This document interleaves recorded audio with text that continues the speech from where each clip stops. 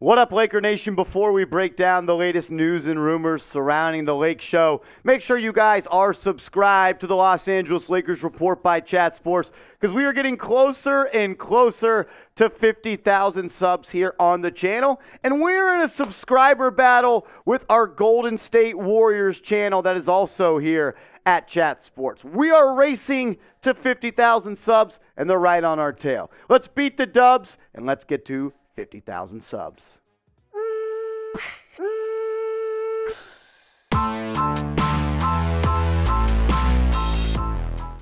You are watching the Los Angeles Lakers Report by Chat Sports. I'm your host, Marshall Green. In today's show, we're going to talk about some future things that the Lakers could take care of as soon as this offseason. Maybe a contract extension for Malik Beasley, or maybe one for Austin Reaves, as he has been playing his best basketball of his young NBA career the past couple of weeks with the Los Angeles Lakers. A restricted free agent this summer is Austin Reaves, and he will have plenty of suitors in the free agency market. But since he is restricted, remember, let's say the Miami Heat want to sign Austin Reaves. If he agrees to a contract extension with them, the Lakers will have, I believe, 2 to 3 days to match a contract extension if they want to bring him back to LA. So really it comes down to, does Rob Pelinka value Austin Reaves? And if he does, he's going to be a Laker for the next couple of years. This is what Jovan Buha had to say about Austin Reaves. Said Reaves is surging and is setting him up for a fascinating offseason. He will be a restricted free agent this summer and will undoubtedly have multiple suitors looking to pry him from the Lakers, especially after stat lines like Sunday's. Both the Lakers and Reaves' camp have interest in Reaves re-signing in LA. According to multiple league sources who were granted anonymity,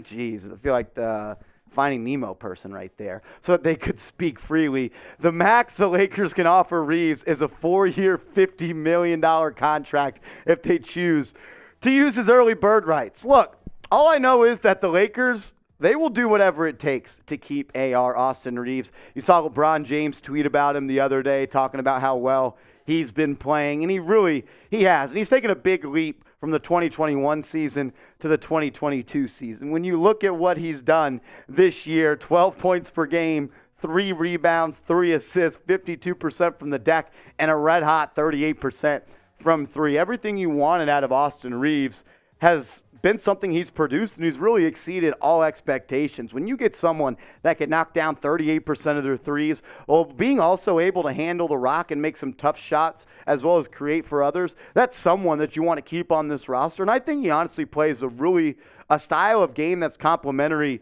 to LeBron James. The rumors out there project that he is going to sign a 4-year, $44 million $44 million deal once NBA free agency gets up and rolling, and that's really what the going price is. $11 million per year for a sharpshooter from 3 that has some scoring versatility. It can be a 6-man off the bench, or a guy that can play next to stars and be that complementary piece that stretches out the defense and knocks down those open corner threes. Shams Charania of The Athletic weighed in on the contract projections. He said 4 years, $50 million. He said it's increasingly looking like his marketplace. When you think about other teams, they can go higher than that. They can give him a poison pill offer sheet. But the Lakers can match that because he is a restricted free agent. I love Austin Reaves, but do I want to pay him $15 million per year? Is 4 years, $60 million out of the price range that maybe Rob Pelinka would want to pay Austin Reaves? Look, the salary cap's going to continue to go up and up, and we know that, but at some point you have to think about the long-term salary cap health of this team and what's life after LeBron James. Do you want to be paying Austin Reaves $15 million per year when LeBron is no longer a part of the Los Angeles Lakers? It's something that we'll continue to monitor on this channel, and when we get news and updates about Reaves and maybe what he wants to do and get some more info on that, we'll break it down. That's why you subscribe. But first, before we switch over to Malik Beasley, the sharpshooter for LA, I want to ask you guys this. Would you re-sign Austin Reaves? And of course we'd re-sign him. But think about what the market is going to pay him. Factor that in to your answer right here. Type S for sign, P for pass. Let me know what you think down in the comment section. First, these hats, producer Koopy, I know he just bought like 2 of these before the show started. They're on fire, and they are swaggy. Go to chatsports.com/Lakers hats. That is chatsports.com/Lakers hats. This next one with the palm trees, sunny side in LA, you wear that in the crib, and if you got a single ticket, you're probably leaving with another person in your car on the way home. You know what I'm talking about. Chatsports.com/Lakers hats. Get your hat. Rep the Lakers all year long. Get a brim. Let's ride. Chatsports.com/Lakers hats. Malik Beasley, a trade deadline acquisition for the Lakers, has a $16.5 million player option for next season, and the Lakers anticipate keeping Beasley beyond that. I'm expecting the player option probably to be declined by Malik Beasley. That way he could be a free agent and secure a long-term bag instead of 16.5 M's in just one season. Need a bag? Malik Beasley is the best shooter the Lakers have had in the LeBron and AD era. I mean, go back to the players that have played alongside LeBron and AD. The ones that can knock down threes are ones that are going to be able to succeed in this offense. And that's what Malik Beasley has been doing so far. When you look at what he's done this year with the Lakers, the three-point percentage is down a little bit, 34%, but he is getting up 8 threes a night. So when you think about the volume and you relate that to the percent and you carry the two, that's a pretty good percentage. 11.8 points per game, 38% from the field. A little bit low percentage-wise and three-point percentage efficiency, but I believe that could easily change. And, look, he hasn't even really been playing with LeBron James. And I thought him with LeBron in the half court, he'd be taking a lot of open jumpers. And I think that's going to happen once LeBron James comes back. The stats are down from his time in Utah, but he has been a key player for the Lakers. They were a team that was desperate from shooting on the outside, and he's really filling a need. When you pair him with Reaves and the players they have on this team, that's why the Lakers have been better since the All-Star break. At worst, the trade deadline piece for next year, that's what he would be. They would move on from him and really get something back. At best, he's in the sixth man of the year running for the 2023-2024 season. I think he has that type of talent and definitely that type of potential and upside. I mean, you need him on this roster. Look at the players that you have. I know D'Angelo Russell, D'Lo, ice in his veins is someone that can get hot from downtown. Schroeder is a streaky shooter. Say that 20 times fast. Jared Vanderbilt, he's a great defender, but you need more shooting. You got Reaves and Beasley off the bench, and that's kind of the people that are carrying your bench unit right now. And for that reason alone, I do think you should bring back Beasley, especially if LeBron James is going to run it back and play for the Lakers one more time. I want to ask you guys, though, what do you think of Malik Beasley? Should you keep him? Should you let him go? What do you think? Type K for keep, type L for let go. I think you got to keep him. We've seen this guy shoot 40+% from three beyond, in a season before, and I believe once he gets back with the King, his field goal and three-point percentage is going to go up.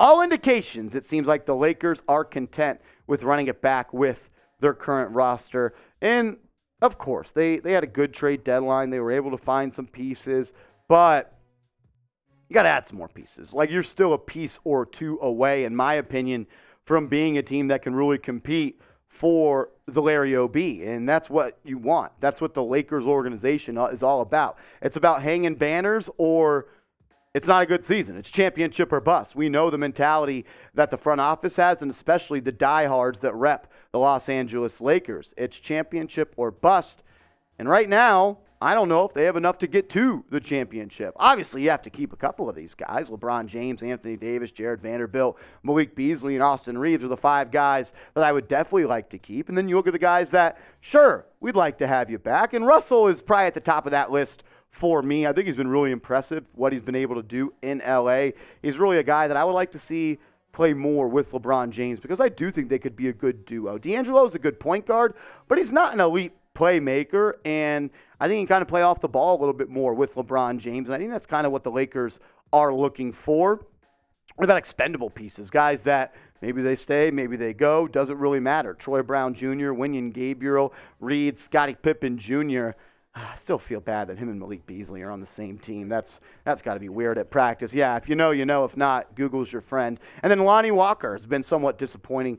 Maybe not disappointing, but I thought he was going to be a huge piece for this team. Really hasn't been that so far. I do want to close the show asking this question. I want to gauge the audience because I do still think the Lakers could make some noise in the playoffs if they get out of that play-in tournament. So I want to ask you to grade the Lakers roster. Let's go back to school. Get your red pen out. Let's make it Sharpie, your final decision. Scale and grade the Lakers roster, 1 to 100. 1 being they stink, 100 being they're the best team ever. Let me know what you think down below. We appreciate everybody for tuning into the Los Angeles Lakers Report. Appreciate you guys. If you made it to this far in today's video, comment real one down below.